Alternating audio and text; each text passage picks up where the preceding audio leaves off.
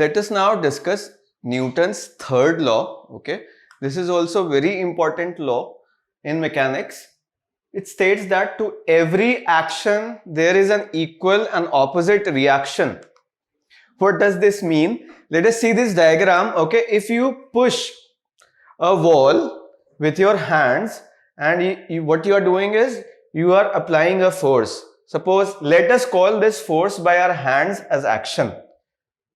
So the wall will stop your hands by applying some normal force, okay, perpendicular to the wall, and if we call that force as reaction, then these two become a pair. Okay, so to every action there is an equal and opposite reaction. When you apply some force F on the wall, I should say, then the wall will also apply equal and opposite force on your hands. Okay, and we cannot actually decide which one is action and which one is reaction. There is no such definition. Okay, if you call this one as action, that will be called reaction, and similarly if I call the force by the wall as action, then the other force by the hands will become reaction. Okay, there is no hard and fast rule to decide which one is action and which one is reaction. Both of these are forces, they have equal magnitude but opposite direction. See, the terms action and reaction in the third law mean nothing but force. Both of them are force actually. Okay, so forces always occur in pairs. This is also very important statement. See, forces always occur in pairs. Force on a body A by B is equal and opposite to the force on the body B by A. Let us understand this statement. Suppose there are two blocks and they are being pushed on each other. Okay, suppose there is one force F1 and there is some other force F2 and they are in contact and they are applying some force on each other. Okay, let us name them as A and B. So if I ask A, is block B applying some force on you? Block B will say yes, I will apply some force N on block A. ठीक है, A पर अगर N force लग गया normal, तो B पर क्या equal and opposite reaction लगेगा? राइट, तो उतना ही फोर्स लग जाएगा but in the opposite direction on B. ठीक है, B प्लस यही कॉन्टैक्ट फोर्स उधर लगेगा, A पर वही कॉन्टैक्ट फोर्स इधर लगेगा. Right, and these two forces N and N form action reaction pair. तो इसमें से कौन सा एक्शन है कौन सा रिएक्शन है ये हम लोग डिसाइड नहीं कर सकते directly. If I say this one is action then the other force on B will become reaction. Similarly अगर बी पे लगने वाले फोर्स को मैं एक्शन बोल दूं तो ए पे लगने वाला फोर्स ऑटोमेटिकली क्या बन जाएगा?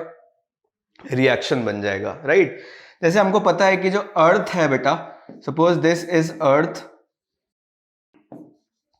और यहां पे एक बॉडी है, तो अर्थ इसको नीचे की तरफ सपोज करो W वेट मैग्नीट्यूड W के फोर्स से नीचे की तरफ खींच रहा है, तो एक्चुअली उतना ही फोर्स अर्थ के सेंटर पर भी लग रहा होगा W, और ये दोनों भी एक्शन रिएक्शन पेयर बन जाते हैं. राइट, अगर जैसे सिंपली बेटा मैं बात करूं कि there is a block kept on a rigid surface like this, तो इसके ऊपर ऑब्वियसली एक नॉर्मल फोर्स लग रहा होगा बाय द सरफेस N.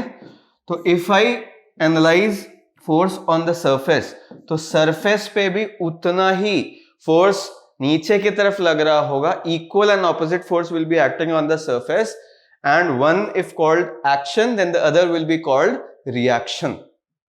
ठीक है, तो forces on a body A by B is equal to and opposite to the force on the body B by A. Direct बात हो गई. अच्छा, वैसे ही समझते बेटा, action and reaction forces act on different bodies.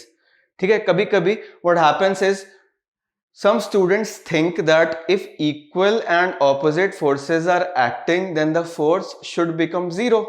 Right, तो वो एक डिफरेंट बात हो गई बेटा। जैसे इक्वल एंड ऑपोजिट फोर्स अगर सेम बॉडी पे लगा दूं, जैसे सपोज F इस पे इधर लगाया and F I apply in the right direction, यहां पे नेट फोर्स 0 है, ठीक है, because here both the forces are acting on the same body.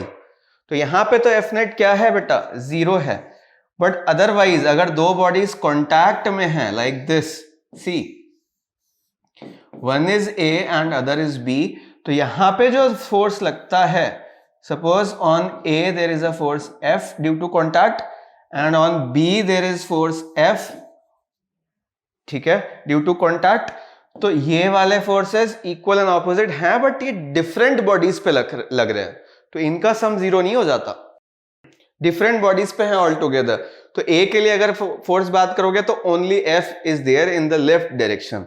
If I talk about B, तो उस पे F है इन द राइट डायरेक्शन, बिल्कुल अलग बातें हैं। देखिए, thus if we are considering the motion of any one body, only one force of the two forces relevant। अगर A की बात करोगे तो लेफ्ट वाला फोर्स F, अगर B की बात करोगे तो राइट वाला फोर्स F।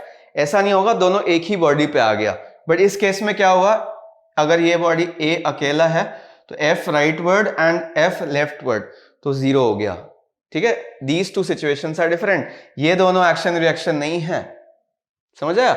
ये दो इंडिविजुअल फोर्सेस हैं, they are not action reaction forces. ये two opposite forces are there on single body, but ये क्या है, equal and opposite forces on two different bodies, they can be called action and reaction forces, okay. तो यहां पे एक बात लिखी हुई है, देखो, very important point, it is an error to add up the two forces and claim that the net force is 0। इन दोनों के बीच का जो नेट फोर्स है, मतलब दोनों फोर्सेस हैं, इनको ऐड कर दें और बोलें कि भाई A पे नेट फोर्स 0 है या B पे नेट फोर्स 0 है, तो that will be erroneous to say that, okay. वो गलत हो जाएगा, बिकॉज इंडिविजुअल बॉडीज पे सिर्फ सिंगल फोर्स बन रहा है, तो वो 0 नहीं है उस बॉडी के लिए, correct. I hope you understand this.